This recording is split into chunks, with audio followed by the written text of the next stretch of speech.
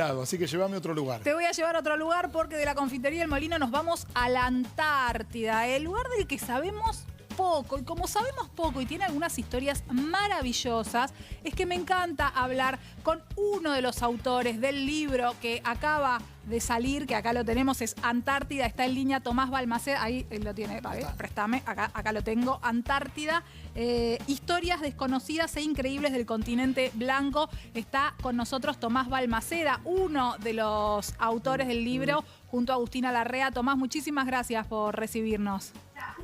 Por favor, un gusto estar con ustedes, chicos. Me da lástima no poder contar cosas tan ricas y tan sabrosas como lo que vienen mostrando. Te dimos hambre, ¿no? Un poquito. Me pasa Creo que todo podríamos el crear tiempo. la Copa Antártica y podemos tener ahí un buen postre para armar. Pero pará, entremos por ese lado, por el lado de la comida. Me gusta. ¿Cada cuánto se le llevan provisiones a la Antártida y cómo hay que hacer rendir la comida? Porque uno no puede salir de la base antártica e ir a un supermercado, por ejemplo. Totalmente, Luis. Tocas un tema que está buenísimo. La verdad es que la comida en la Antártida es muy complicada porque, bueno, la Antártida de algún modo deja entrar a quien ella quiere que entren y nadie sabe exactamente cuándo se va. Todo el mundo que llega conoce quizás la fecha de su ingreso, pero no cuándo se va, porque depende de un montón de factores. En general, los viajes a la Antártida, incluso los que son a bases militares o a bases científicas como los que tiene nuestro país, están justamente vinculados a estos meses, a los meses del verano, en donde hay menos hielo o en ocasiones hay mejores condiciones climáticas. Pero luego, en el invierno, es muy complicado y a veces sucede que que incluso las comidas más sencillas o que nos parecen a nosotros más comunes son muy codiciadas. Con Agustina, por ejemplo, para este libro hicimos un montón de entrevistas y entrevistamos a Jorge Leal, que es un héroe antártico. Él fue quien condujo a la Operación 90, la primera vez que argentinos llegaron por tierra al Polo Sur, y cuando le preguntamos, lo entrevistamos hace un par de años, yo tenía 94 años, y le dijimos qué fue lo primero que hiciste después de esa gesta heroica, qué es lo que querías hacer cuando regresaste al continente, y él lo que dijo es, quería comer lechuga, quería comer tomate. O sea, una ensalada de tomate y lechuga es muy complicada cuando no tenés los elementos frescos, porque en general lo que se come son alimentos envasados. Existen algunos cultivos hidropónicos, pero bueno, la Antártida es un continente que muchas de las comidas más tradicionales nuestras no se consiguen. ¿Qué fue lo que más te sorprendió cuando empiezan este recorrido con Agustina, esta búsqueda de historias? ¿Cuál fue la que más te llamó la atención de lo que encontraste? Mirá, muchísimas, Tati, porque la verdad es que todo lo que a nosotros nos parece que es común o cotidiano, en la Antártida cobra otra dimensión. Incluso, por ejemplo, ir al baño, como es hacer pis o hacer caca en esos lugares. Hoy, por ejemplo, por suerte, las bases tienen muchísimo confort, pero cuando empezamos a charlar con personas que estuvieron yendo en la década del 50, en la década del 60, a la Antártida, también descubríamos eso, que en general, bueno, eran baños como cuando uno va de campamento, ¿no? Que están fuera de la base y en realidad por las características tan propias de ese continente, rara vez vos podés oler cosas. El frío es tan profundo y tan intenso que hace que vos no puedas tener aromas. Entonces, en general, cuando uno hace sus necesidades, automáticamente se congelan y uno las puede llevar como si llevara piedras o cosas así a distintos lados. ¿Para hacer pis y se congela?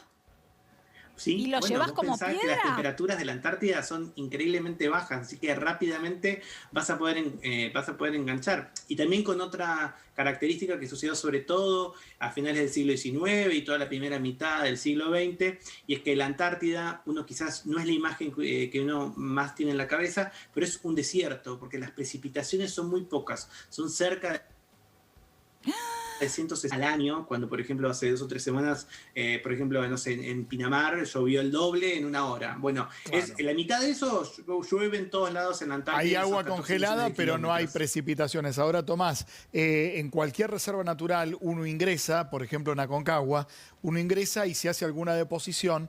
Hay bolsas específicas para tener que llevarse consigo, digamos, las propias heces. En el caso de la Antártida, ¿pasa eso? ¿El mismo barco que lleva la comida se tiene que llevar el desperdicio?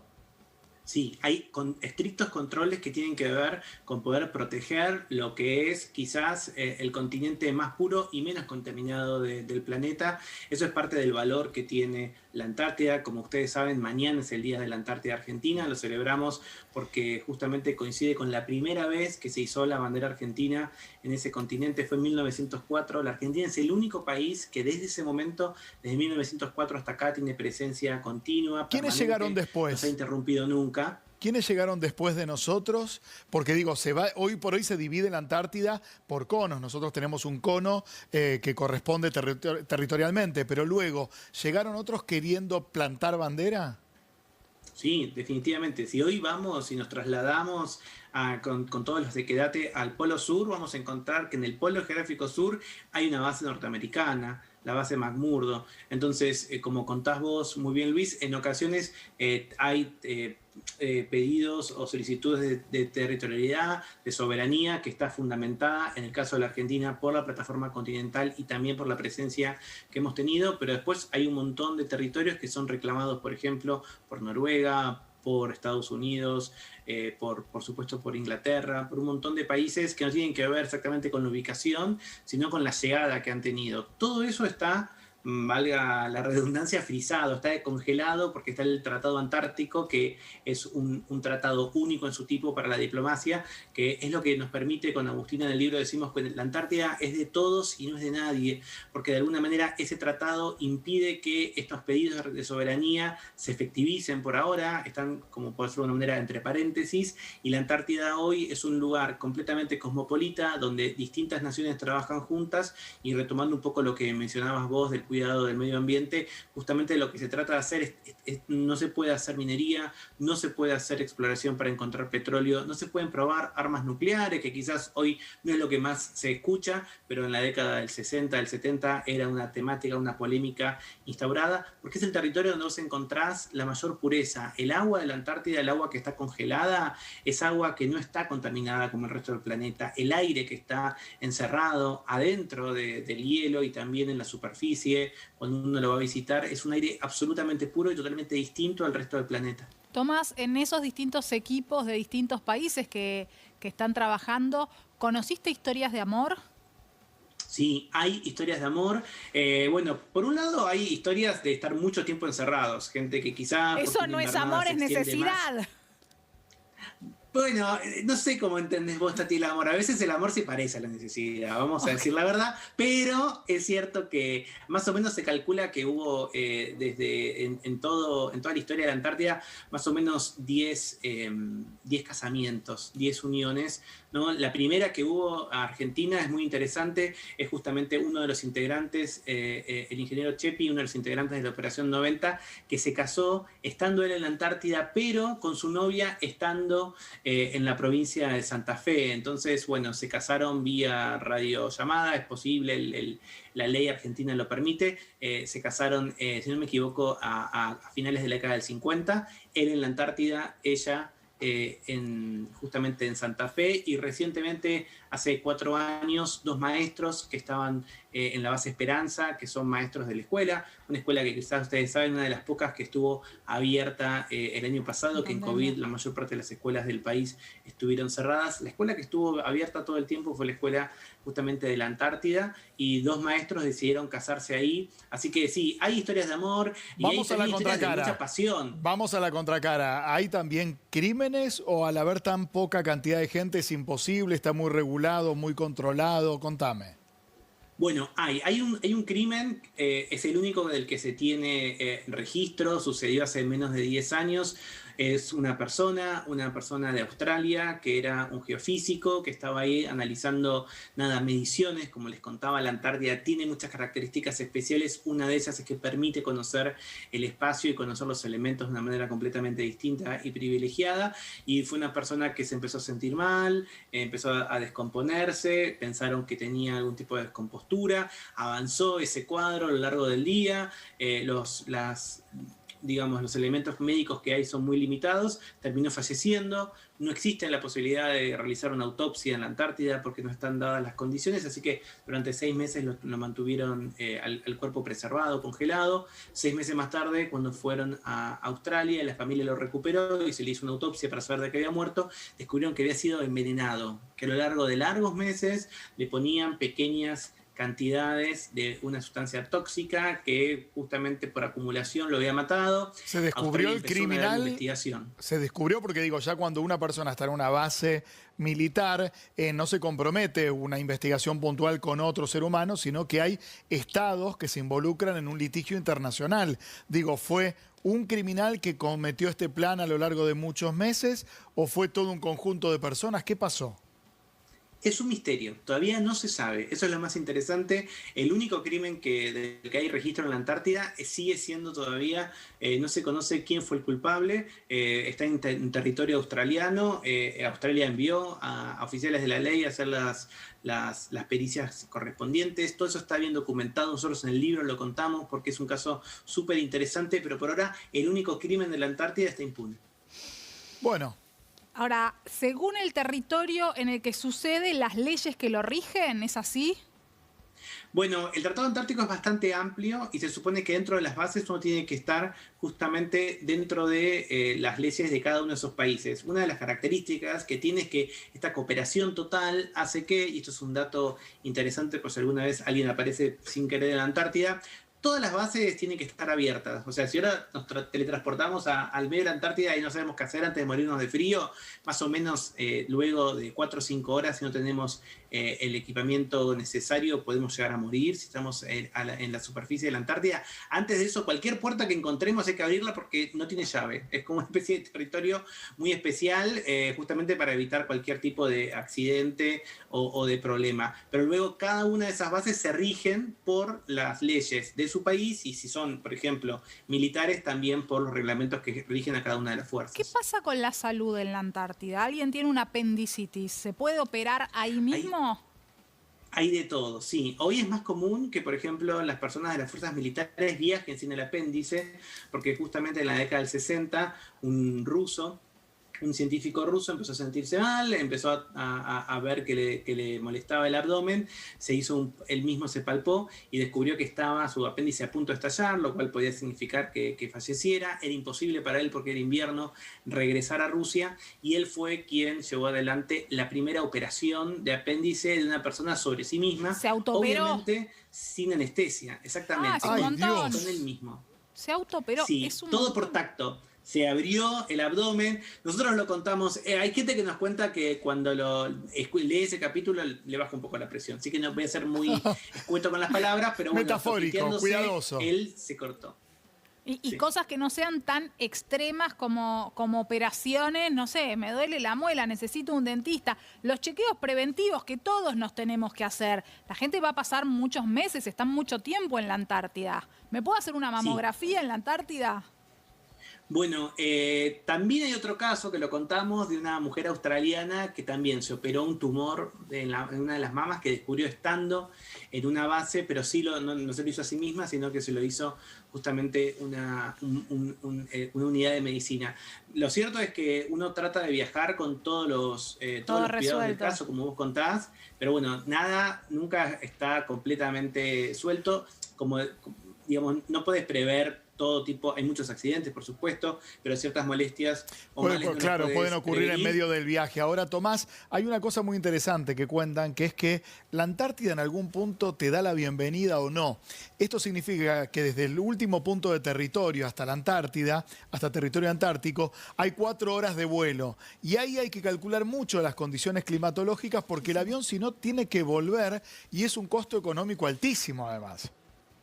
Totalmente, es como una anfitriona un poco caprichosa, ¿no? Que te invita a la casa, pero quizás se arrepiente en la mitad y no te deja volver, o quizás no te deja irte, ¿no? También hay muchas historias, sobre todo en el siglo XX, en la primera mitad del siglo XX, de personas que sospechaban que podían volver una vez que llegaba el verano, pero las condiciones climáticas no estaban. Entonces hay muchos exploradores que han pasado 3 y hasta 4 años en la Antártida tratando de cambiar, como decíamos al comienzo de la nota, las raciones. Uno viaja generalmente en esa época se viajaba con muchas latas y con muchos alimentos enlatados altamente calóricos, y luego, bueno, después tratando de encontrar cerca de las costas hay pingüinos, entonces se puede comer pingüinos. Y otra cosa que también sucede no me mucho, digas que se comen a los pingüinos. ¿Qué gusto tiene la carne del pingüino? No. Sí puedo decir algo. Me estás causando el mismo dolor que ver Bambi cuando era chiquita. O sea, Y pero cuando tenés hambre, la milanesa igual no viene de una planta. O sea, es como que pero el capaz no ves la pingüino es milanesa y un la montón. pensás. Yo no como igual milanesa, pero el pingüino es un montón.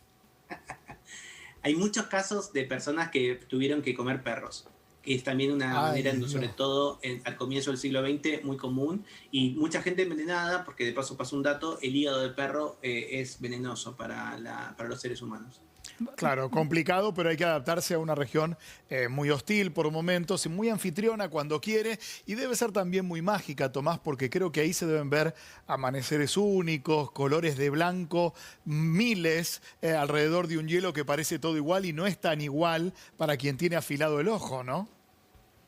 Totalmente. Muchísimos artistas le han dedicado canciones, poemas. No sé, Pablo Neruda, descubrimos el otro día que tenía un texto sobre la Antártida. La verdad es que es un territorio único y un poco lo que nos llevó con Agustina a escribir este libro fue también, digamos, poder hacerle un homenaje a algo que está tan cerca de nosotros como argentinos y argentinas. Tenemos el privilegio de tener un lugar privilegiado, único con respecto a este continente y no siempre quizás le estamos dando la atención debida, así que esto es una manera, por lo menos un granito de arena de poder estar juntos y cambiar esa percepción. ¿Cómo es el tema de la luz y la oscuridad?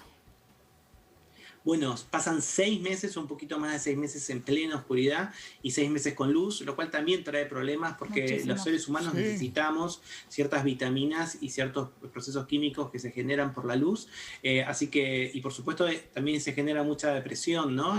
Cuando uno está privado de la luz por muchísimo tiempo. Eso es interesante porque muchos de los primeros exploradores descubrieron que una de las claves para poder mantenerse, digamos, bien, incluso en el aislamiento, era la música. Así que incluso los primeros exploradores ya llevaban tocadiscos y era común. Hoy cuentan con internet, tienen streaming, tienen gimnasios, digamos, las bases están realmente mucho más preparadas para eso, pero bueno, en ocasiones cuando realmente todo eso no existía, pasar meses y meses sin ver la luz, la verdad es que también genera situaciones incluso psiquiátricas.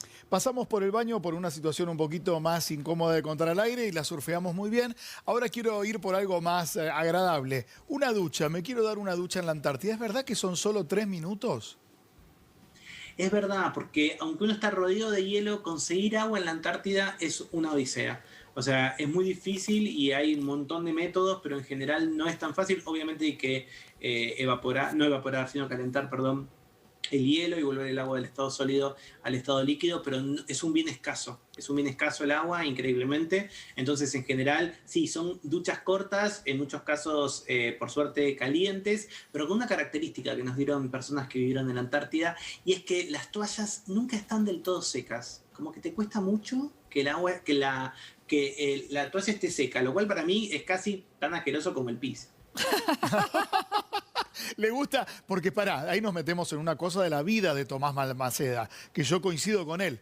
Hay una sola grieta en el mundo, dos. La gente que come ajo, la gente que no come ajo, y la gente que le gusta la toalla nueva y la gente que no le gusta la toalla nueva. La toalla nueva no seca, Tomás, es así.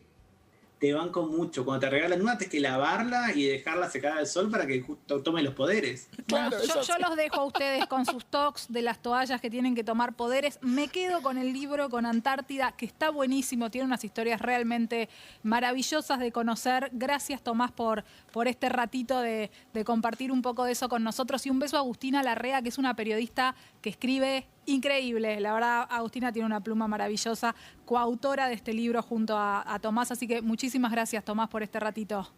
Nada, gracias a ustedes, chicos, por este espacio y me encantaría que mañana que se lea la Antártida, todos, aunque sea, googleen, busquen videos, traten de conocer más de este territorio que realmente es increíble y que como argentinos y argentinas tenemos que cuidar mucho. Vamos a hacerlo, Tomás. Un gran abrazo. Y tomo la imagen que está detrás de ti, que es una biblioteca muy frondosa. Se sabe que te encantan los libros, la investigación, porque vamos a hablar del